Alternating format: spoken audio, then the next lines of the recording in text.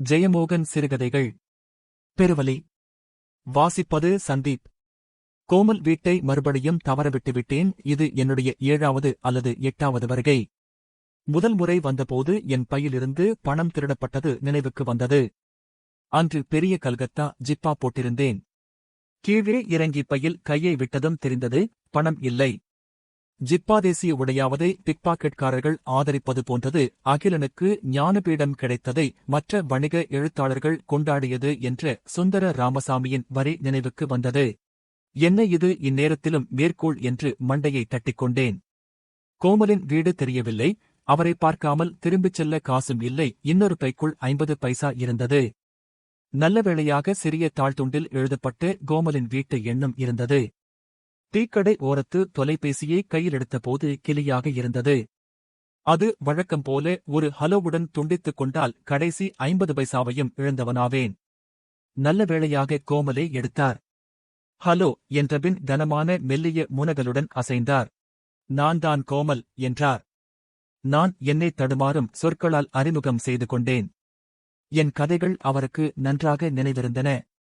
உற்சாகமாக அட என்றார். வாங்க என்றார். சார் வீட்டுக்கு வழி சொல்லுங்க, வந்துடறேன். என்னத்தைச் சொன்னாலும் நீங்க வந்துகிட மாட்டேள். எனக்கு உங்கள தெரியும். பேசாம ஒரு ஆட்டோ பிடிச்சு வந்துடுங்கோ, அட்ரஸ் சொல்றேன் என்றார். சார் என்று தயங்கி, எங்கிட்ட பைசா இல்லை. ஏன், என்னாச்சு? பிக்பாக்கெட் அடிச்சிட்டான் சார். கோமல் மெல்ல சிரித்து, ஆட்டோ பிடிச்சு வந்து சேருங்கோ, நான் கொடுக்கறேன் என்றார். நான் விலாசத்தை குறித்துக் கொண்டு ஒரு ஆட்டோவில் ஏறிக்கொண்டேன். ஒரே மாதிரி இருந்த வீடுகள் கொண்ட ஒரே மாதிரி தெருக்களில் ஒன்றில் 80களில் கட்டப்பட்ட கான்கிரீட் வீடு. பெரிய வீடுதான். கோமலின் மகள் வெளியே வந்து அப்பா உள்ள அழைச்சிண்டு வரச் சொன்னார். உள்ள வாங்கோ என்றாள். அவளே ஆட்டோவுக்கு 7 ரூபாய் கொடுத்து அனுப்பிவிட்டு பிக்பாக்கெட் அடிச்சுட்டானா? இந்த ரூட்லே ரொம்ப ஜாஸ்தி என்றாள். நான் உள்ளே சென்றேன். கூடத்தில் இருந்து பக்கவாட்டில் சென்ற அறைக்குள் கட்டிலில் கோமல் இருபக்கமும் பெரிய தலையணைகள் நடுவே அமர்ந்திருந்தார். இடது பக்க சன்னலின் ஒளி முகத்தின் பக்கவாட்டில் விழுந்திருந்தது. அவரது மடிமேல் காகிதங்களும் குறிப்பீடும் இருந்தன. வாங்கோ என்று அழகிய பல்வரிசை தெரியச் சிரித்து, எவ்வளவு பணம் போச்சு என்றார். 80 ரூபா சார், பாவம் என்றார். பரவாயில்லை என்றேன். நான் அவனைச் சொன்னேன், அவ்வளவு உழைச்சிருக்கான். ஒரு நாள் கூலியாவது தேறியிருக்கணும்ல. கோமலின் சிரிப்புடன் நானும் கலந்து கொண்டேன். இருபக்கமும் தோளுக்கு சரிந்து நரைமயிர்க்கற்றைகள் அவரை ஒரு கலைஞனாக, எழுத்தாளனாக அல்லது இன்னும் என்னென்னவோ ஆகக் காட்டி, அவர் லௌகீகன் அல்ல என்று அடையாளம் சொல்லின. அதேபோல எனக்கும் ஓர் அடையாளம் இருக்க வேண்டும் என்று நான் எப்போதும் விரும்புபவன். ஆனால் தக்கலையில் அந்த தோற்றத்துடன் அலுவலகம் சென்றால் நாய் துரத்தி வரும். யாருடனும் எங்கும் கலந்துவிடும் பாவனைகள், பஞ்சப்படி பயணப்படி ஆசாமிகளுக்கான மனக்கணக்கு பேச்சுக்கள், மங்கிய ஆபீஸ் நிற உடைகள் என்றுதான் என்னால் வாழ முடியும். ஆகவேதான் அலுவலகமில்லாத நாட்கள் இந்த ஜிப்பாவை அணிகிறேன். பேருந்துகளில் நான் வேறு என்று சொல்லிக் கொள்கிறேன். இப்போதும் குழம்பி ஒரே மாதிரி வீடுகள் கொண்ட தெருக்களில் அலைந்தேன். நல்ல வேளையாக வெயில் இல்லை. கோமலின் வீட்டுக்குச் செல்லும் வழியை இப்போது கோமலிடம் கேட்க முடியாது. அவர் உடம்பு மேலும் சரியில்லாமல் ஆகிவிட்டிருந்தது. நான் பரீட்சா ஞானியை தொலைபேசியில் அழைத்தேன். அவர் சொன்ன அடையாளங்கள் எல்லாமே எனக்கு தெரிந்தவை என அவர் சொல்லித்தான் ஞாபகம் வந்தது. எளிதாக அவர் வீட்டை கண்டுபிடித்துவிட்டேன். வாங்கோ என்று சோர்ந்த முகத்துடன் அவரது பெண் வரவேற்றாள். உள்ளே கோமலுடன் வேறு யாரோ பேசிக் கொண்டிருந்தார்கள். பாவை சந்திரன் குங்குமத்திலே இருந்தாரே என்றார் அவர் மனைவி.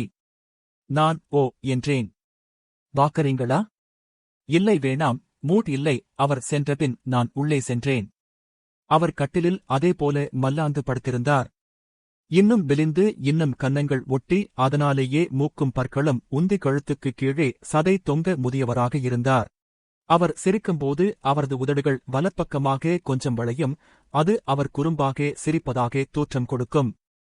குறும்பாக சிரித்தே அந்த வளைவு நிரந்தரமாக ஆகிவிட்டிருக்கலாம். அப்போது அந்த குறும்புச் சிரிப்பு மெல்லிய படபடப்பை அளித்தது. நான் மோடாவை இழுத்துப் போட்டு அமர்ந்து கொண்டேன். பாவைய பார்த்திருக்கீங்கள்ல? இல்லை, லெட்டர் போட்டிருக்கேன். ஓ என்றார். நல்ல மனுஷன். நான் அவரை கூர்ந்து பார்ப்பதை தவிர்க்க எண்ணினேன். ஆனாலும் அவரது முகத்தில் கண்களில் எதையோ பார்வை பரபரவென்று தேடிக்கொண்டே இருந்தது. திருவண்ணாமலைக்கு உற்சாகமாக பஸ்ஸில் வந்திறங்கி வரவேற்க வந்த பவா செல்லத்துரை கும்பலுடன் உரக்கச் சிரித்துப் பேசி ஒவ்வொருவரையாக கட்டிப்பிடித்து கன்னங்களை கிள்ளி வராதவர்களை எல்லாம் பெயர் சொல்லி விசாரித்து விடுதியறைக்கு வந்து ஜிப்பாவை கூட கழற்றாமல் கட்டிலில் தலையணையை தூக்கி மடிமேல் வைத்துக்கொண்டு நாடகம் பற்றியும் இலக்கியம் பற்றியும் பேச ஆரம்பித்த கோமல் 2 நாள் இரவும் பகலும் கோயிலிலும் ரமணாசிரமத்திலும் சாலைகளிலும் ஓட்டல்களிலும் பவா செல்லத்துறையின் வீட்டிலும் பேசி தீராமல் நள்ளிரவில் பஸ்ஸுக்காக காத்து சாலையோர கல்வெட்டில் இருக்கும்போதும் பேசி பஸ் வந்து நின்றதும் பேச்சை அப்படியே விட்டுவிட்டு ஓடிப்போய் ஏறிக்கொண்டவர். கோடைக்கால ஆற்றை பார்க்கையில் இதில் எப்போதாவது வெள்ளம் வந்ததா என்றே தோன்றும். கோமல் தனக்குள் ஆழ்ந்து சன்னலையே பார்த்துக் கொண்டிருந்தார். நோய் முற்றிய பின் அவரிடம் மௌனம் அதிகரித்தபடியே வந்தது. உண்மையில் திருவண்ணாமலைக்கு வந்தபோதே அவருக்கு முதுகெலும்பு புற்றுநோய் தீர்க்க முடியாத கட்டத்தை அடைந்துவிட்டது. 8 ஆண்டுகள் 2 அறுவை சிகிச்சைகள் மூலம் அதை தள்ளிப் போட்டு வந்திருக்கிறார். முதல் 5 ஆண்டுகளுக்குப் பின்னர்தான் நெருக்கமான நண்பர்களுக்கே அவருக்கு புற்றுநோய் என்று தெரியும். வெட்டி வீசப்பட்டு எஞ்சிய முதுகெலும்புடன் மாதம் 20 ஊர்களில் நாடகம் போட்டிருக்கிறார். திரைக்கதைகள் எழுதினார். 2 சினிமாக்களை இயக்கினார். ஏதோ ஒரு கட்டத்தில் மேலும் நாடகம் போட வேண்டாம் என்று டாக்டர்கள் கடிந்து கொண்ட பின்னர்தான் குழுவை கலைத்தார். அவரது பள்ளி நண்பர் ஸ்ரீராம் சிட்பண்ட்ஸ் தியாகராஜனிடம் பேசி பெண்கள் இதழாக இருந்த சுபமங்களாவை பெற்றுக்கொண்டு நடத்த ஆரம்பித்தார்.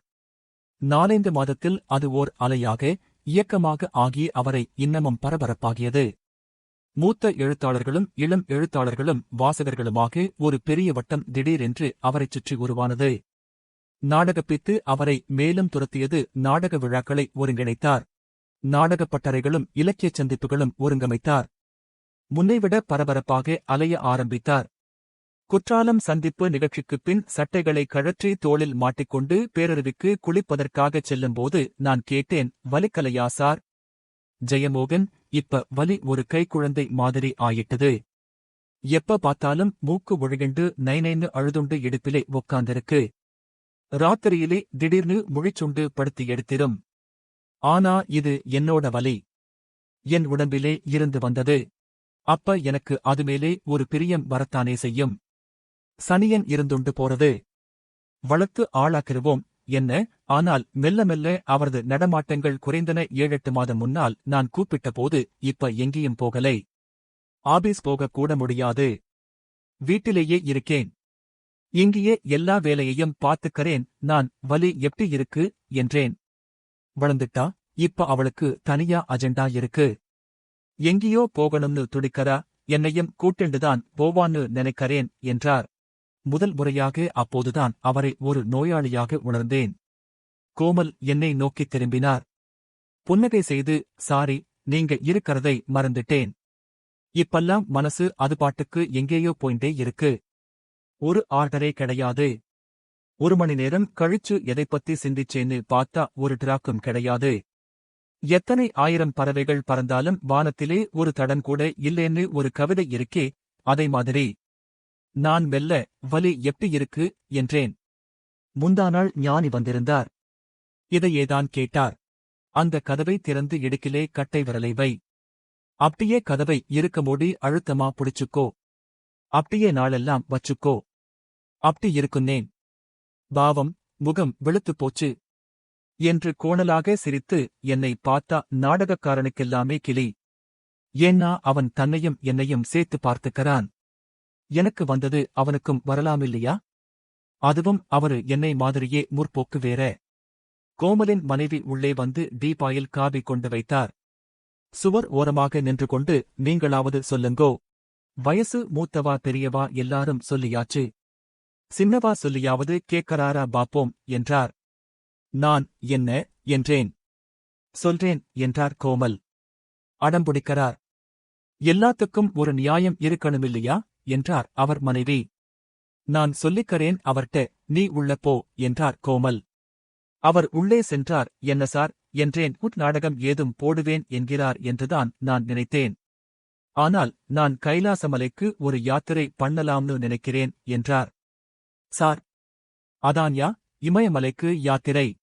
கைலாசமலைக்கு முன்னாடி போய் நிக்கணும்னு ஒரு ஆசை, கடைசி ஆசைன்னு வச்சுக்கோ. நான் பயத்துடன், சார், உங்களால எந்திரிக்கவே முடியாது. சரி, தவழ்ந்து போறேன். காரைக்காலம்மையார் மாதிரி. இப்ப என்ன என்றார். நடக்காத விஷயங்கள சொல்லாதீங்க. நீங்க இங்கேருந்து கிளம்பினா கால்வாசி போறதுக்குள்ள போயிட்டுவேன், அதானே? போனா போறது. இங்க படுத்துண்டு ரயிலுக்காக வெயிட் பண்றதுக்கு தண்டவாளத்தில கையக் காட்டி நிப்பாட்டி ஏறிக்கறது பெட்டர். சார், நான் முடிவு பண்ணியாச்சு. மேற்கொண்டு நான் ஒன்றும் பேசவில்லை. என்ன? ஒண்ணுமில்லை சார். இந்த அளவுக்கு ரிலிஜியஸா இருக்கானே, இவெல்லாம் எப்டி முற்போக்கு எழுத்தாளர் சங்கத்திலே இருந்தான்னு நினைச்சுக்கரே? இல்ல இல்ல சார் என்றேன். அப்படித்தான் நினைச்சுக்கிட போறாங்க. பரவாயில்லை. எனக்கு இனிமே அதையெல்லாம் யோசிக்கிறதுக்கு டைம் இல்லை. ஆனா நீயாவது புரிஞ்சுக்கணும்னு நினைக்கிறேன். என்னைக்காவது நீ இதை எழுதிருவே? நான் தலையசைத்தேன். இது வழக்கமான சாமி கும்பிடுறது கிடையாது. நான் ஒரு ஹிண்டு. அதிலே எனக்கு எந்த ஒளிவு மறைவும் கிடையாது. ஆனா வைதிகன் இல்லை. எந்தச் சடங்கும் நான் பண்றதில்லை. கோயிலிலே போய் கும்பிட்டுட்டு நிக்கறதில்லை. ஹானஸ்டா சொல்றேனே, நான் இதுவரை எதையுமே சாமிக்கிட்ட வேண்டினதில்லை. ஒரு கட்டத்தில் கையிலே பைசாவே இல்லாம இந்த சிட்டியிலே குழந்தைங்களோட நின்னிருக்கேன். அப்ப கூட சாமி கும்பிட்டதில்லை. ஏன் இப்ப இந்த நோய்னு தெரிஞ்சப்ப கூட சாமிகிட்ட வேண்டிக்கிட்டதில்லை. இந்த வலிய குறைக்கணும்னு கும்பிடாம எப்படி இருக்கேன்னு எனக்கே தெரியலையு. நான் அவரது முகம் கொண்ட மலர்ச்சியை ஆச்சரியத்துடன் பார்த்தேன். ரொம்ப நாள் முன்னாடி குமுதம் அட்டையிலே ஒரு கலர் போட்டோ வந்தது. சுவாமி சாரதானந்தான்னு ஒருத்தர் எடுத்தது. இமயமலை படம் என்று ஆரம்பித்தார். நான் மலர்ந்து அவரை மறித்து, எனக்கே ஞாபகமிருக்கு சார். இமயமலைச்சரிவிலே பனியா படர்ந்திருக்கும். அதிலே ஒரு காட்டெருமை கண்ணுக்குட்டி படுத்திருக்கும். அது முடியெல்லாம் பனி படர்ந்து சிலிர்த்துட்டு நிக்கும். அப்ப ரொம்ப புகழ்பெற்ற படம் அது. அதேதான் என்றார் கோமல். நான் அன்னைக்கு சிவகங்கையிலே ஒரு நாடகம் போட்டுட்டு ட்ரூப்பை அனுப்பிட்டு மறுநாள் நாடகத்துக்கு சாத்தூருக்கு நான் மட்டும் காரிலே போனேன். கார் வழியிலே எங்கேயோ நின்னுடுத்து. 2 பக்கமும் பெரிய பொட்டல். மே மாசம் வேற. அப்படியே காய்ஞ்சு தீஞ்சு கண்ணு கெட்டின வரைக்கும் உயிரில்லாத மண்ணு. சருகுமேலே காத்து மண்ணை அள்ளிக் கொட்டற சத்தம் மட்டும் கேட்டுண்டே இருக்கு. டிரைவர் பஸ்ஸிலே ஏறி மெக்கானிக்கை கூட்டி வர்றதுக்கு போயிட்டான். காரிலே உட்கார முடியலை. இறங்கி கொஞ்ச தூரம் நடந்து ரோட்டோரமா இடிஞ்சு கிடந்த ஒரு பழைய கட்டிடத்திலே ஏறி உட்கார்ந்து அந்த வெந்த மண்ணை பார்த்துண்டே இருந்தேன். என்னன்னு தெரியாம கண்ணுலே தண்ணி கொட்ட ஆரம்பிச்சுடுத்து. அழுதுண்டே இருக்கேன். அப்ப எனக்கு எந்த பிரச்சனையும் இல்லை. எந்த துக்கமும் இல்லை. ஆனா அப்படி ஒரு வெறுமை உணர்வு. கொஞ்ச நேரம் கழிஞ்சு தோணிச்சு, எதுக்காக அழறேன்னு. அந்த மண்ணோட வெறுமை மனசுக்குள்ளே பூந்துட்டுதா? அப்படி இருக்க முடியாது. மனசுக்குள்ள அந்த வெறுமை கொஞ்சமாவது இருந்தாத்தானே வெளியே இருக்கிறதை அது அடையாளம் காணும். வெளியே இருக்கிறது என்ன? மோனி சொல்றாப்ல அகத்தின் வெளிவிளக்கம்தானே வெளியே. பாழ்கிற சொல் மேலே. மோனிக்கு அப்படி ஒரு பிரியம், கவனிச்சிருப்பேள். பாழ்னா அவர் வீண்கிற அர்த்தத்திலே சொல்றதில்லை. புரிஞ்சுக்கிட முடியாத பெரிய வெறுமையைத்தான் அப்படிச் சொல்றார். அவரோட பாதிக்கதையிலே அந்த அனுபவம்தான் இருக்கு. கொஞ்ச நேரம் கழிச்சு தண்ணி குடிக்கலாம்னுட்டு காருக்குள்ள வந்தேன். முன் சீட்டிலே தண்ணி வச்சிருந்தான். கீழே இந்த குமுதம் விழுந்து கிடந்திச்சு. நான் அதை எடுத்ததுமே என் கை நடுங்க ஆரம்பிச்சிடுத்து. அந்த நேரத்திலே அந்த இடத்திலே எப்படி ஒரு நிமித்தம் பார்த்தேளா? பெரிய ஒரு மெசேஜ் மாதிரி.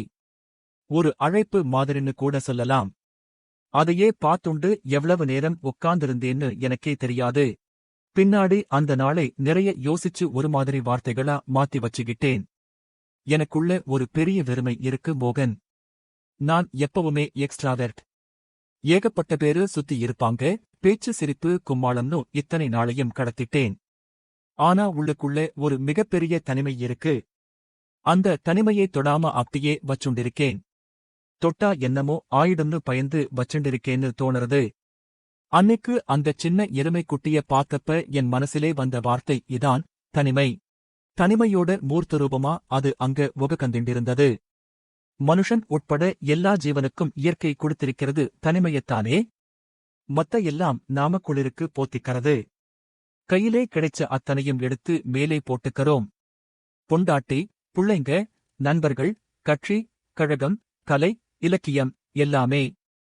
எல்லாத்தையும் கழட்டி போட்டுட்டு தனிமையிலே போய் நிக்கணும்னு அன்னைக்கு தோணித்து. அப்ப என்னோட உள்ளுக்குள்ள பொத்தி வச்சிருக்கிற தனிமை வெளிய வந்து பூதம் மாதிரி முன்னாடி நிக்கும்னு நினைச்சேன். அந்த பூதத்துக்கிட்ட கேட்க வேண்டிய பல கேள்விகள் இருக்கு என்கிட்ட. நான் அந்த பூதம் கங்கை வார் விரிசடை மேல் கறந்த இளநிலவோட இருக்குமோ என்றேன். பாத்தீங்களா, மாட்டி விடத்தான் நினைக்கறீங்க. நான் கவலையுடன், ஆனா நீங்க எப்படி போக முடியும்? அசைஞ்சாலே உங்களுக்கு வலி தாங்கலைன்னு பெட்பான் வச்சிருக்காங்க. எவ்வளவு தூரம்? இங்கேருந்து ஃபிளைட்டிலே போலாம்னா கூட ஏறி இறங்கி மறுபடி வண்டியிலே ஏறி மேலே எப்படி போவீங்க? தூக்கிட்டு போக ஆளிருக்குன்னு கேட்டிருக்கேன் கோமல். நடந்தேதான் போகப் போறேன் என்றார். நான் மூச்சிழந்தேன். வலிக்கும்தான். ஆனா முதுகெலும்பு ஒண்ணும் உடைஞ்சு போயிடுதில்ல? பாப்போம். எப்படியும் ஒரு 1.5 லட்சம் காலடி எடுத்து வைக்கணும்னு நினைக்கிறேன். அப்ப காலெடுத்து வைக்கிறப்ப ஒரு வாட்டி, திரும்ப எடுக்கிறப்ப ஒரு வாட்டின்னு மொத்தம் 3 லட்சம் வாட்டி சுத்தியலால அடிக்கிறது மாதிரி. 3 லட்சம் நாமாவளி சொல்லுதுன்னு வச்சுக்குங்கோ. எதுவானாலும் கணக்கு வச்சுக்கிட்டோம்னா ஒரு மாதிரி ஒரு நிம்மதி வந்துடுது.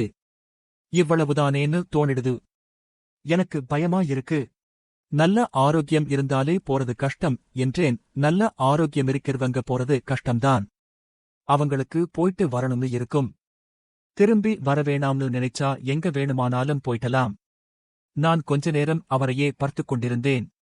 வாத்தியார் ராமனுக்கும் இளைய பாரதிக்கும் எல்லாம் சொல்லியிருக்கேன். உங்க மீட்டரெல்லாம் நேரா வாயிரா டேபிளுக்கு போய்ட்டும் எல்லாத்தையும் போட்டிருங்கன்னு சொல்லிட்டேன். நான் அன்று திரும்பிச் செல்லும்போது எனக்குள் ஆழ்ந்து நடந்து 3-4 இடங்களில் வழி தவறினேன். 2 ஆட்டோ ரிக்ஷாக்காரர்கள் என்னை வசைபாடினார்கள். அந்த எருமைக்குட்டியைப் பற்றியே நினைத்துக் கொண்டிருந்தேன். நான் 7ஆம் வகுப்பிலோ 8ஆம் வகுப்பிலோ படிக்கும்போது குமுதத்தில் அந்த புகைப்படம் வந்தது. அந்த படம் இப்போது எனக்குள் ஒரு அழியா நிலக்காட்சியாக, ஒரு கனவாக நிலை கொண்டுவிட்டது. நானே அதனால்தான் இமயமலைக்கு கவர்ந்திழுக்கப்பட்டேன். அந்த மலைச்சரிவுகளில், பனிமலைகளில் எத்தனையோ முறை நடந்திருக்கிறேன். அந்த எருமை இப்போது இருக்காது. அதை எடுத்த சாரதானந்தா கூட இருக்க நியாயமில்லை. அந்த பனிவெளியும் இல்லாமலாகி இருக்கலாம். இமயமலை இருக்கிறது. மலைமகளின் பிறந்த வீடு. ஈசன் கோயில் கொண்ட முடி. காளிதாசன் பாடிய மலைகள். வெள்ளிப்பனிமலை மீதுலவுவோம். மீண்டும் அங்கே செல்லப் போகிறேன் என்றோ. தன்னந்தனிமையில் அந்தி ஒளியில் பொன்னொளிர எழுந்த கைலாயத்தின் அடியில் நின்று கொண்டு நான் என்னை பார்க்கப் போகிறேன். என்ன மிச்சம் என்று. இருசிதை அடங்கிய சாம்பலா? அதை விபூதியாக அணிந்து கொண்டு அங்கே எங்கோ குகையொன்றில் அடங்கி அமைவேனா? கைலாயம் என்பது ஒரு மாபெரும் விபூதி மலை. கோமல் திரும்பி வந்துவிட்டார் என்று சுபமங்களா அலுவலகத்தில் சொன்னார்கள். எப்படி இருக்கார் என்றேன். நல்லாத்தான் இருக்கார். நடமாடுறாரா? இல்லை, ஆனா உட்கார்ந்து பேசிட்டிருக்கார். அவரை சந்திக்க வேண்டும் என்று ஆசைப்பட்டேன். என் 2வது சிறுகதை தொகுதி ஸ்நேகா பதிப்பகத்தில் அச்சில் இருந்தது. மண். அதை அவருக்கு சமர்ப்பணம் செய்திருந்தேன். அது அச்சானால் ஒரு பிரதியைக் கொண்டு சென்று அவருக்கு கொடுக்க வேண்டும். அவர் இமயமுடிகளில், கைலாயத்தில் என்ன கண்டார் என்று கேட்க வேண்டும். சொல்லக்கூடும், அல்லது சென்று வந்த பெரும்பாலானவர்களைப் போல சொல்ல முடியாது, நீயே போய்க்க வேண்டியதுதான் என்று சொல்லவும் ஆகும். 1 மாதம் கழித்துத்தான் சென்னைக்குச் செல்ல முடிந்தது. ஸ்நேகா பிரசுரத்தில் தொகுப்பு அச்சாகவே இல்லை. வந்துரும் சார் என்றார்கள். கோமல் வீட்டுக்கு கூப்பிட்டேன். யாரும் தொலைபேசியை எடுக்கவில்லை. செல்வதா வேண்டாமா என்று தயங்கிய பின் கிளம்பினேன். வீட்டு முன் யாரும் இல்லை.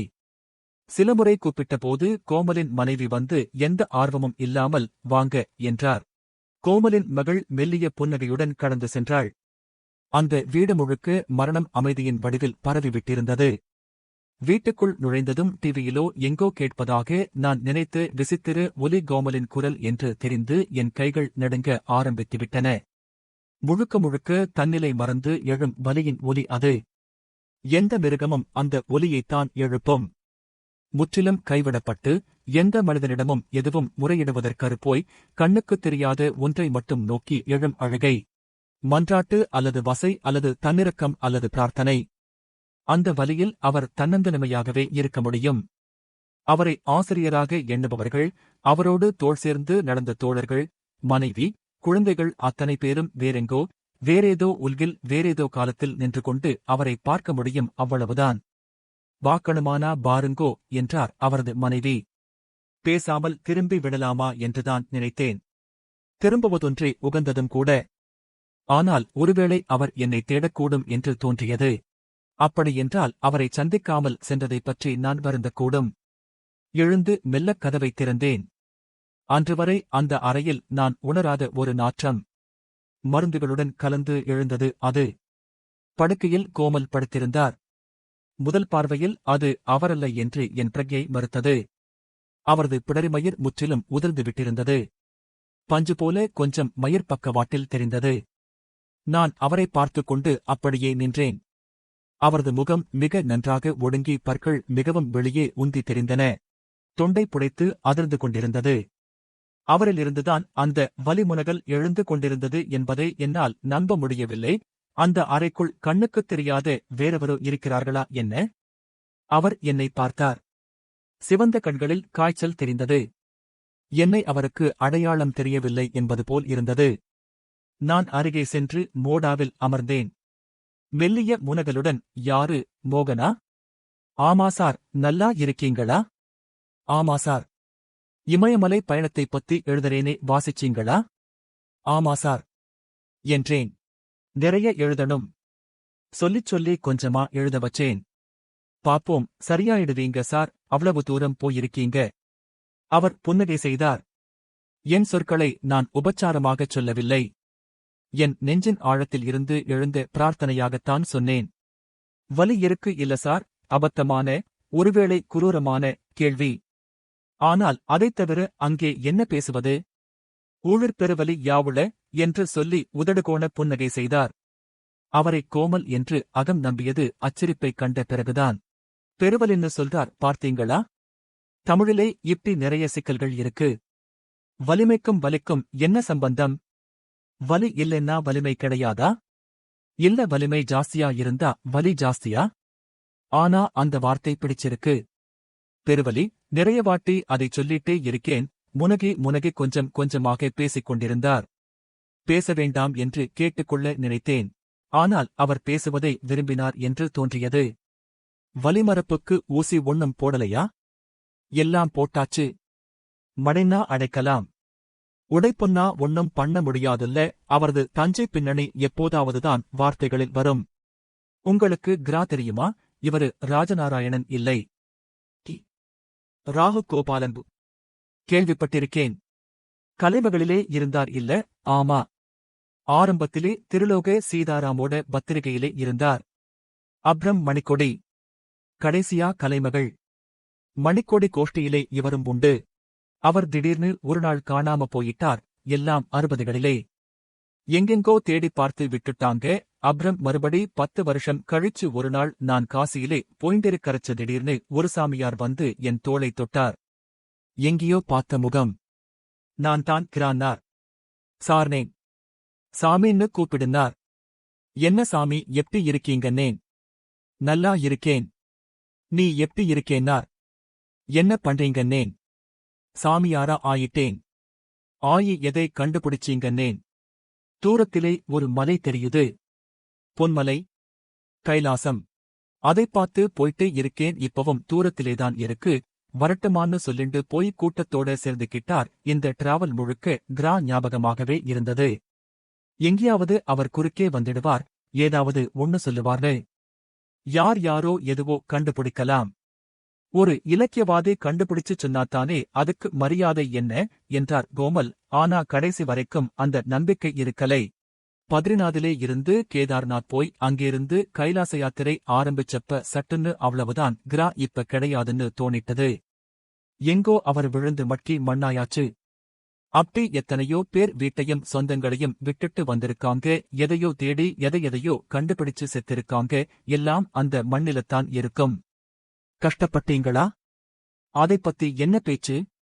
கண்ண முடிண்டு எம்பி கிணத்திலே குதிக்கிற மாதிரி பாய்ஞ்சு 4-5 அடி போயிடுவேன். அப்ரம் கொஞ்ச நேரம் நிப்பேன் என்றார்.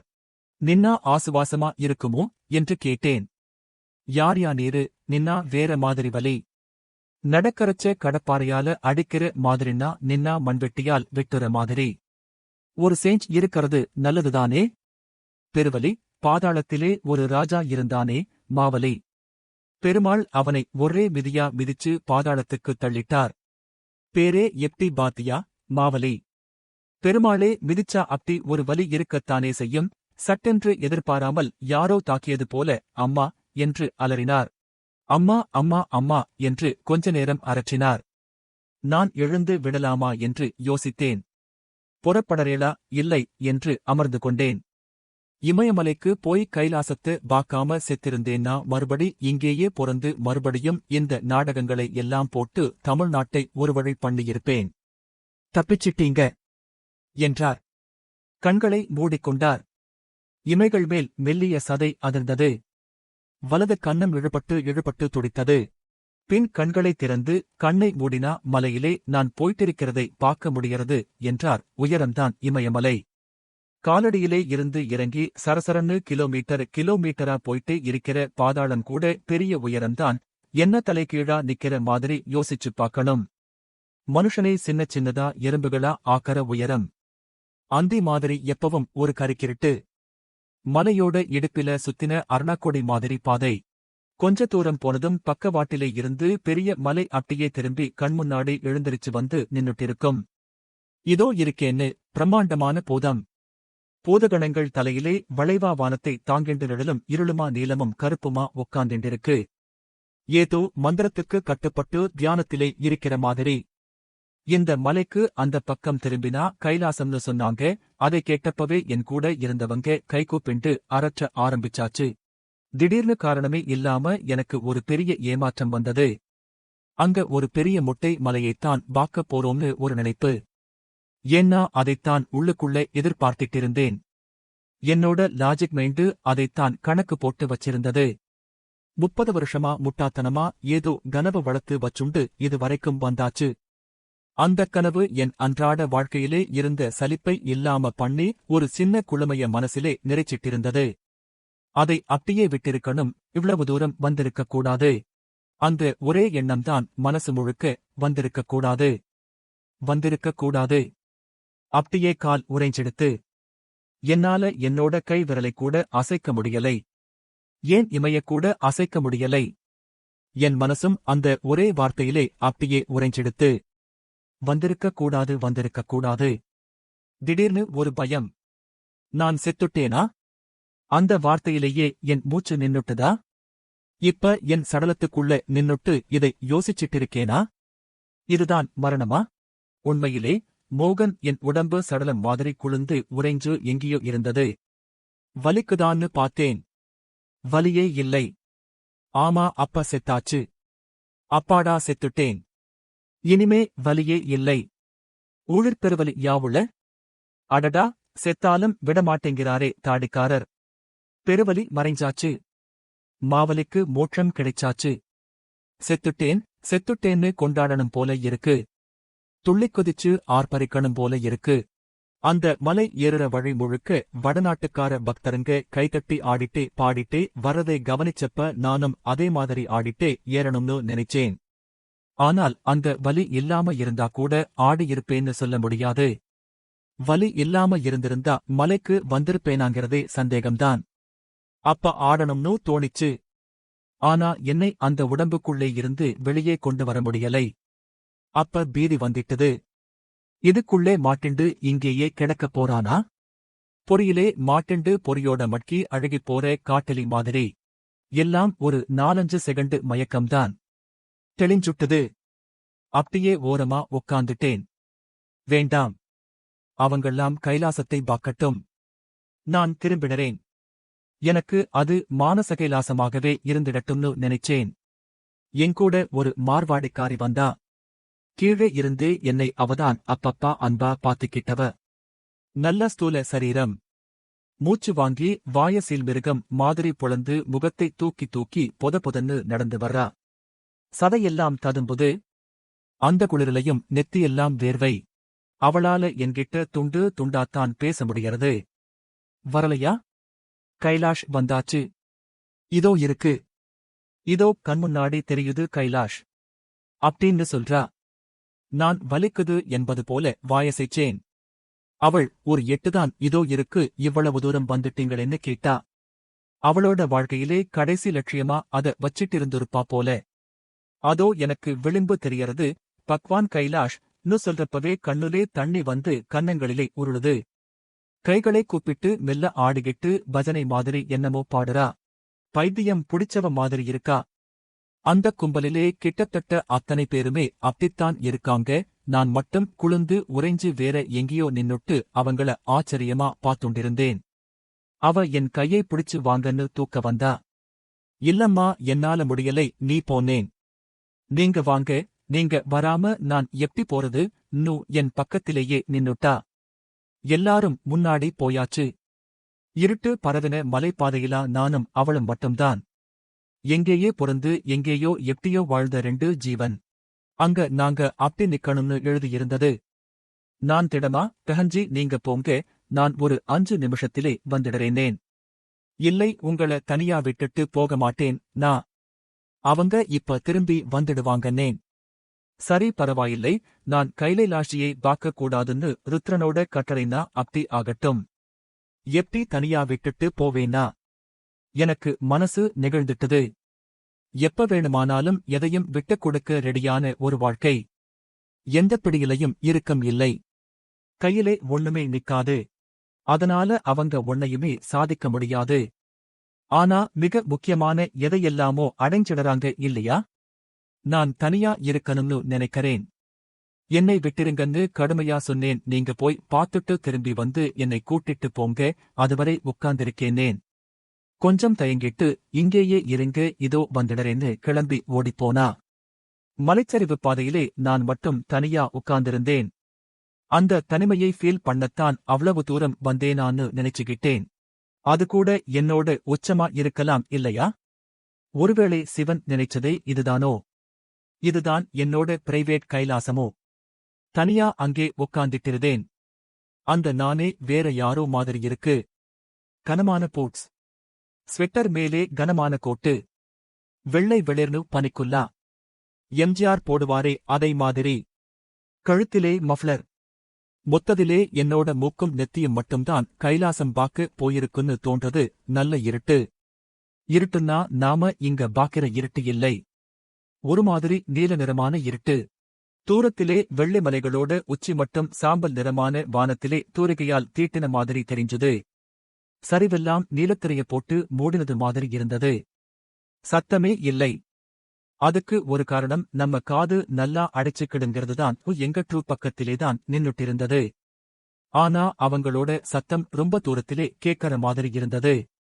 குளிரிலே உடம்பு அதுவே தூக்கி தூக்கி போட்டது. ஆச்சரியம் என்னன்னா வலியே இல்லை. வலி இருந்துதானா இருந்திருக்கலாம், நான் அதை ஃபீல் பண்ணலை. சாயங்காலம் 3:30 தான் இருக்கும். ஆனா அங்க நேரமே கிடையாது. ஏன் காலமே கிடையாது? மலைச்சிகரங்களுக்கும் காலத்துக்கும் என்ன சம்பந்தம்? அதெல்லாம் அப்படியே காலாதீதமா உட்கார்ந்திருக்கு. சீக்கியர்கள் அவங்க கடவுளை சத்ஸ்ரீ அகால்னு கும்பிடுறாங்க. அகாலம். அகால் என்ன ஒரு வார்த்தை?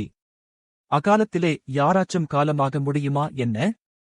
காலா, சற்று என்னருகே வாடா, உன்னை உதைக்கிறேன். ஏன் வலிக்கவே இல்லை? வலிங்கிறது வாழ்க்கை. வாழ்க்கை மேலே படியற மரணத்தோட அதிர்வு. வாழ்வும் மரணமும் இல்லாத இடத்திலே ஏது வலி? அப்படியே உட்கார்ந்திட்டிருக்கேன். கண்மட்டும் மலைச்சரிவுகளை தேடி தேடி பார்த்துண்டிருக்கு. என்னமோ நடந்திருங்கிறது மாதிரி. ஆனா அது அப்ப தெரியலை. அப்ரம் கோட்டு பையிலே இருந்து பைனாகுலரை எடுத்து வச்சுண்டு மலைச்சரிவுகளை பார்த்தேன். அப்ப சட்டன்னு தூரத்திலே அதை பார்த்தேன். அந்த எருமைக்கண்ணுக்குட்டியை. சொன்னா நீங்க நம்ப மாட்டீங்க. என்னோட கற்பனைனோ பிரமைனோ சொல்வீங்க. ஆனா உண்மை. சத்தியமான உண்மை. அதே கண்ணுக்குட்டி, அதே இடம். சாரதானந்தர் எடுத்து அந்த போட்டோ மாதிரி அதே காட்சி. சத்தியமா அதே கண்ணுக்குட்டிதான். ஒரு 2-3 கிலோமீட்டர் தள்ளி பெரிய வெள்ளை நிறமான மலைச்சரிவு. அதெல்லாம் வெள்ளை மண்ணும் கூழாங்கல்லும்னுதான் நினைச்சிருந்தேன். அது வெள்ளைப்பனி. பொறுக்கு பொறுக்கா உப்பை கொட்டி வச்சது மாதிரி. அதிலே முன்னங்காலை மடக்கிண்டு தலையை திருப்பி கண்ணை மூடி படுத்திருக்கு. அப்படியே ஆழ்ந்து போனது மாதிரி படுத்திருக்கு. ஒரு படபடப்பு வந்து என் பார்வையை மறைச்சிட்டது. உண்மைதானா, இல்லை ஏதாவது மனப்பிராந்தியா? மறுபடியும் பார்த்தேன். அதேதான். அந்த எருமைக்கண்ணுக்குட்டியேதான். பொறந்து ஒரு 4-5 மாசம் ஆகியிருக்கும். புத்தம்புதிசு. பரிசுத்தமான உடம்பு. ஒரு பிரம்மாண்டமான எலிக்குஞ்சுன்னு ஒரு சமயம் தோணிச்சு. பிரம்மாண்டமான கருங்கல் நந்தின்னு இன்னொரு சமயம் தோணிச்சு. சட்டுன்னு அது பக்கத்திலே போய் அதை அப்படியே அள்ளி உள்ளங்கையிலே எடுத்துக்கிட்டேன். அதோட காலடியிலே நின்னேன். அதோட குளம்புக்கே என்னளவுக்கு உயரம். என்ன ஒரு சருமம். சாம்பல் நிறமான கண்ணாடி துருவல் மாதிரி முடி. இளம் நுங்கு மாதிரி மூக்கு. சிப்பிகள் மாதிரி குளம்புகள். இவ்வளவு தூய்மையா? இவ்வளவு பரிசுத்தமா? இது சாரதானந்தா என்ன பண்ணினார்? இதை படம் எடுத்து அந்த செகண்டிலேயே அவர் செத்துப் போகலையா? அந்தம்மா திரும்பி வந்தப்ப நான் அங்கேயே மல்லாந்து மயக்கம் போட்டு படுத்திருந்தேன். அவ வந்து என்னை உலுக்கி மூஞ்சியிலே தண்ணி தெளிச்சு எழுப்பினா. பிளாஸ்கிலே இருந்து சூடான காபிய குடிக்க வச்சா. நான் எந்திரிக்க போனப்ப, இல்லை அசைய வேண்டாம், கொஞ்ச நேரம் போகட்டும்னா, இல்லை இப்பவே நான் கைலாசத்தை பார்க்கணும்னு கிளம்பிட்டேன். 1 கிலோமீட்டர் தூரம் இருக்கும். 5 நிமிஷத்திலே போயிட்டேன். அங்க இருந்த கனமில்லாத காற்றிலே நான் பஞ்சு மாதிரி போயிட்டே இருந்தேன். சாம்பல் நிறமா வானம். கருப்பு கொடை வழியா மத்தியான சூரியனை பார்க்கற மாதிரி வானத்திலே ஒரு ஊமை வெளிச்சம். சூரியன் இல்லை. கைலாசம் எங்கேன்னு பார்க்கறேன். 4-5 உயரமான பனிமலைகள் வெள்ளை கூடாரத்தை வானத்திலே இழுத்து கட்டி வச்சது மாதிரி. சட்டுன்னு பார்த்துட்டேன். அப்படியே உடம்பு பரவசமாகி சிலிர்த்து பனிக்கட்டியா ஆயிட்டது. சூடா கண்ணீர் ஊறி கொட்டிட்டே இருக்கு. 2 கையையும் மார்பிலே கோத்திக்கிட்டேன். உதட்டை இறுக்கி கடிச்சுக்கிட்டு அப்படியே நின்னேன். கர்மாவை கழிச்சாச்சுன்னு யாரோ சொன்னாங்க, இல்ல நானே நினைச்சுக்கிட்டேனா? குளிர்ந்த காத்து கீழே மலைச்சரிவிலே இருந்து ஏறிவந்து மேலே போச்சு. அப்புறம் மேலே இருந்து மயில் பீலிகளை கொட்டுற மாதிரி கனமான பனிக்காற்று வந்து மூடிட்டு கீழே போச்சு. கைலாசத்தோட வலப்பக்க சரிவிலே வெள்ளை செம்மறி கூட்டம் நிக்கற மாதிரி பனிமேகம். மடியிலே ஒரு பட்டத்துவாலைய போட்டுண்டு கைகளை கோத்து வச்சுண்டு அது தியானத்திலே இருந்தது. ஒரு சத்தம் கிடையாது. அகாலம். சத்தம் இல்லைன்னா சொல்றது. இருக்கு. காத்து போற சத்தம் கேட்டுண்டே இருக்கு.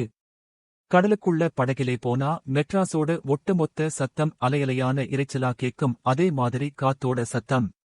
சிலர் தும்மறாங்க, சிலர் மூச்சு விட்டு ஏங்கறாங்க, சிலர் மெல்ல விசும்பறாங்க. எங்க கூடவே வந்த 4 குதிரைகள் செருக்கடிச்சு காலால தரைய தட்டுற சத்தம். ஆனா எல்லா சத்தமும் சேர்ந்து பெரிய நிசப்தமா ஆயிட்டது. எங்க எல்லார் மனசுலையும் ஓடிண்டிருந்த எல்லா காலமும் சேர்ந்து அகாலமா ஆயிட்டது. சாம்பல் நிறமான வானத்திலே அங்கங்க சிவப்பு தெரிய ஆரம்பிச்சது. ரோஸ் நிறத்த பஞ்சிலே முக்கி அங்கங்க ஒத்தி எடுத்தது மாதிரி.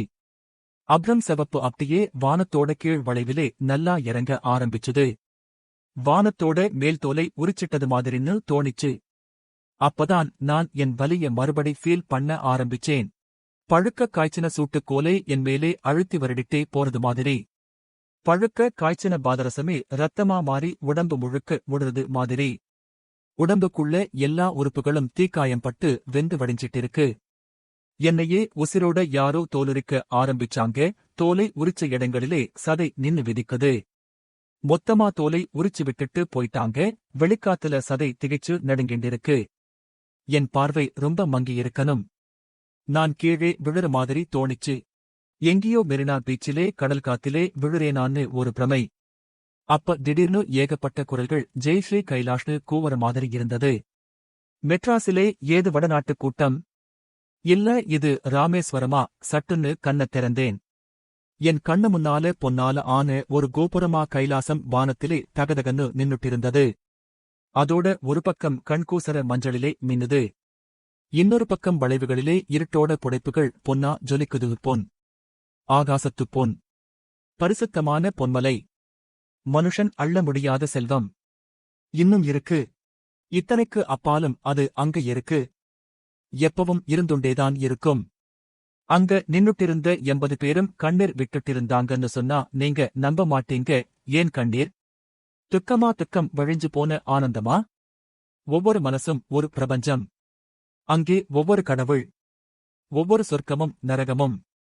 ஆனா பொதுவா எல்லாருமே மனுஷங்கதானே. சின்னப் பூச்சிங்க ஒரு கூழாங்கல்லிலே ஒண்டிக்கிட்டு நிக்கிற மாதிரி. இவ்வளவு அற்பமா இவ்வளவு கேவலமா வாழ விதிக்கப்பட்டிருந்தாலும், இவ்வளவு துக்கத்தையும் வலியையும் அனுபவிச்சு அர்த்தமில்லாம சாக விதிக்கப்பட்டிருந்தாலும் யாரோ மானுடம் மேலே இந்த மகத்தான மணிமுடிய சூட்டியிருக்காங்களே. தாங்க முடியலை. அந்த மகத்தான கௌரவத்தை கொடுத்து அது எதிர்பார்க்கிறத்தான் செய்றோமா? ஐயையோ ஐயையோன்னு அகம் கூப்பாடு போடுது, கூசி சிலுத்துட்டுது உடம்பு. என்னென்னமோ கீழ்மையெல்லாம் ஞாபகம் வந்து மனசு கொந்தளிக்குது. கீழ்மைகளை பார்த்து பார்த்து கண்பொழிக்கிற ஒரு துறையிலே இருந்தவன் நான் மோகன். பெரியவங்களோட கீழ்மை, சிறியவங்களோட கீழ்மை, இத்தனை கீழ்மைகளுக்கும் மேலே இந்த கிரீடத்தை தூக்கி வச்சு மனுஷனை ஆசீர்வதிச்ச முட்டாள் யாரு? மனுஷன் எத்தனை மகத்தான வார்த்தை சொல்லிட்டான். ஆனா நான் 8 பேராலே ராவெல்லாம் கற்பழிக்கப்பட்ட 12 வயசு பொண்ண கைத்தாங்கலா அவ அம்மா தூக்கிண்டு போறத பாத்திருக்கேன் மோகன். 8 பேரும் பொண்களை பெத்த அப்பாக்கள். ஈவரக்கமில்லாம ஏமாத்தப்பட்ட பொண்கள் நின்னு கதறத பாத்திருக்கேன். அநீதிகளை விழுங்கி விழுங்கி வயிறே ஆசிட்டால நிறைஞ்சொடுத்து கபோதி, உனக்கெது கூட முதுகெலும்பு? நீ நின்னு எரிஞ்சிருக்க வேண்டிய இடங்களிலே எல்லாம் குளுந்து கல்லா நின்ன கோழை தானேடா? அன்னைக்கு உன் வாயிலே எழுந்த சாபத்தையெல்லாம் துப்பாம உள்ளுக்குள்ள சேர்த்து வச்சிட்டே. எல்லாம் படிஞ்சு உன் முதுகெலும்பு உளுத்துப் போச்சு. உப்புப்பட்ட இரும்பு மாதிரி துருப்பிடிச்சு தொங்கி போச்சு. இந்தா என் முதுகெலும்பு உன்னை ஒண்ணு கவ்விண்டிருக்கிற 100 தேளு மாதிரி இருக்கு. 100 கொடுக்கு. 100 விஷம். என் மேலையா தூக்கி வச்சிருக்கே இந்த பொற்கிரீடத்தை? விளையாடுறியா? கேலி பண்றியா? நான் பட்ட சிறுமைக்கு மேலே இன்னும் சிறுமைப்பட்டு கூசி புழுவா மலமா இங்க நிக்கணும்னு நினைக்கறியா? எங்க இருக்கே? இருக்கியா? நீ இல்லாம இருந்தா நல்லா இருக்கும்னு வாழ்நாளெல்லாம் ஆசைப்பட்டேனே. நீ இல்லாத இடத்திலே எதுவும் நடக்கலாம். நீ இல்லேன்னா எல்லாத்தையும் நியாயப்படுத்திடலாம். நீ இல்லேன்னா எல்லாத்துக்கும் வேற அர்த்தம் வந்துடுது. ஆனா எங்கேயோ அலைக்கிட முடியா வெளியிலே உட்கார்ந்துண்டு பாவி மனுஷன் மேலே இந்த மகத்தான ஒளிக்கிரீடத்தை தூக்கி வச்சிருக்கே. ஐயோ, இந்த தருணத்திலே ஒரு கணம், ஒரே ஒரு கணம் அதை நான் என் தலையிலே சூடிக்க முடியுமானா எல்லாமே அர்த்தமாயிடும். ஒன்னும் வீணா போகலைன்னு ஆயிடும். நான் வாழ்ந்ததுக்கும் வந்ததுக்கும் அர்த்தம் வந்திடும். பாவிகளா, உங்க ஒவ்வொருத்தன் சார்பிலையும் இத நான் எடுத்து தலையிலே வச்சுக்க வேண்டா. ஏன்னா நீங்களும் உங்க 8 தலைமுறையும் படுற எல்லா வலியையும் நான் தின்னாச்சு. நானும் என் 7 முன்னோர்களும் செஞ்ச எல்லாத்துக்கும் நான் தண்டனைய அனுபவிச்சாச்சுடா. நான் இயேசு போல. எனக்கு முள்முடி வேணாம். இப்ப இந்த பொன்முடி வேணும். நீ எங்க இருந்தாலும் சரி, நீ நியாயமறிஞ்சவனா இருந்தா, மனுஷன்கிற அற்பப்புழு மேலே உனக்கு கொஞ்சமாவது நம்பிக்கை இருந்தா அந்த பொன்முடி இப்ப என் தலையிலே வந்தாகணும். இப்ப இத எப்படி நான் சொல்றதுன்னு தெரியலை, சத்தியமா தெரியலை. இது கண்டிப்பா சீக்கு பிடிச்ச மனசோட பிரமை கிடையாது. என் தலையிலே அந்த மாபெரும் கிரீடம் வந்து உட்கார்ந்தது. அந்த ஒளியிலே என் உடம்பே தங்கமா ஜொலிச்சது. கீழே விரிஞ்சு கிடந்த மொத்த உலகத்துக்கும் சக்கரவர்த்தியா அங்கே நின்னேன். அத்தனை பேர் மேலேயும் கட்டுக்கடங்காத கருணை பெருகி ஒரு பிரம்மாண்டமான அவலாஞ்சி மாதிரி மலையிறங்கி போய் கோடை மழை மாதிரி பூமி மேலே கொட்டிச்சு. குளிர குளிர உலகம் அதிலே நனைஞ்சு மலர்ந்து நின்னுட்டிருந்தது. அங்க நின்னு அத்தனை பேரையும் பூர்ணமா மன்னிச்சேன். நேத்தும் இன்னைக்கும் நாளைக்குமான அத்தனை மனுஷங்களையும் மன்னிச்சேன். அப்ப ஒண்ணு நடந்தது. அங்க நின்ன அத்தனை பேரும் என்னை திரும்பி பார்த்தாங்க. அத்தனை கண்ணிலையும் பரவசமும் பக்தியும். சிலர் முகத்திலே கண்ணீர் ஒளிவிட்டது. சிலர் கைய கூப்பிட்டாங்க. பெஹன் என்னமோ சொல்ல வாயெடுத்து உதடு அப்படியே நின்னுட்டது. நான் அவங்கள பார்த்தேன். அவங்கள பார்க்கவும் இல்ல, நீண்ட அமைதி. அறைக்குள் இருந்த மங்கிய வெளிச்சத்தில் கோமலின் உடல் கிடந்தது. அவர் அப்போது அங்கே இல்லை. அவர் பேசினாரா இல்லை, அனைத்தையும் நான் கற்பனை செய்து கொண்டேனா? என் மனம் விம்மிக் கொண்டிருந்தது. 2 விரல்களால் கண்களை அழுத்தி என் கண்ணீரை அடக்கிக் கொண்டேன். அம்மா, அம்மா, அம்மா என்று கோமல் பெரிய குரலில் அலறினார். அவரது மனைவி வந்து அருகே பேசாமல் நின்றார். அவர் தீயருகே நிற்பது போல இருந்தது முகம். கோமல் கை காட்ட அவர் கோமலை பிடித்து சற்றே அசைத்து அமர்த்தினார். அம்மா, எங்கம்மா, தாயே, எங்கம்மா என்று கதறி நடுங்கும் கரங்களால் அவர் தோளைப் பற்றிக் கொண்டார். தலையணையை மாற்றிவிட்டு ஒரு மாத்திரையை கொடுத்தார். அதை அவர் விழுங்கி கண்களை மூடினார். அம்மா, அம்மா, அம்மா என்று கத்திக்கொண்டே இருந்தார். உரத்த குரல் மெல்ல முனகலாகியது. சட்டென்று கண்களை திறந்து என்னை பார்த்தார். நீயா என்பது போல. பின் பெருமூச்சு விட்டார். அன்னைக்கு திரும்பறப்ப நான் எல்லா வார்த்தைகளையும் இழந்துட்டேன். இனிமே சொல்லிக்கவும் தெரிஞ்சுக்கவும் ஒண்ணுமில்லை. இவ்வளவுதான். கணக்குக்கு கீழே கோடு போட்டு விடைய எழுதியாச்சு. கணக்கையே அழிச்சுடலாம். என்ன? ஒவ்வொரு அடியா தூக்கி வச்சு வந்துட்டிருந்தேன். வர்ற வழியிலே வலி அறிமுகமான இன்னொரு ஆள் மாதிரி தனியா கூடவே வந்தது. பரவாயில்லை, இதை மாதிரி கடைசி வரை கூட வர்ற நண்பன் வேற எங்க கிடைப்பான்? ஊழிற் ஊழினும் பெருவலி. அன்னிக்கு ராத்திரி நான் பெஹஞ்சிக்கிட்டே கேட்டேன். ஏன் அங்க எல்லாரும் என்னை திரும்பி பாத்தீங்கன்னு?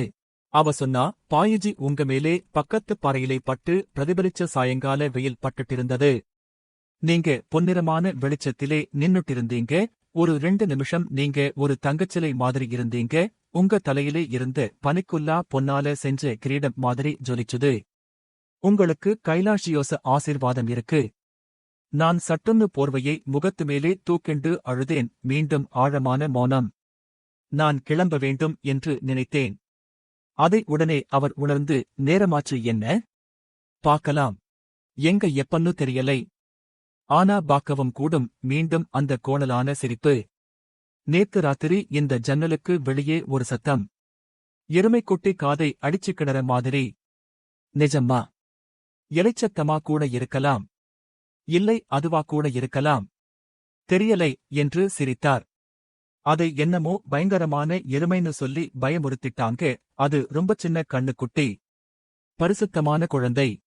செல்லக்குட்டி, பட்டுக்குட்டி, பூக்குட்டின்னு அதோட குளுந்த மூக்கை புடிச்சு கொஞ்சணும்னு தோணும். நான் வெளியே இறங்கிய போது மதியம் வெந்து நீராவி காதுகளில் வீசியது. நிழல்கள் நீள, மரங்களின் இலைப்பரப்புகள் வாடிய மணம் பரப்ப மாலை வந்து கொண்டிருந்தது. தலை குனிந்து தனிமையில் நெடுநேரம் நடந்து சென்றேன். இந்த வாசிப்பை கேட்டதற்கு நன்றி.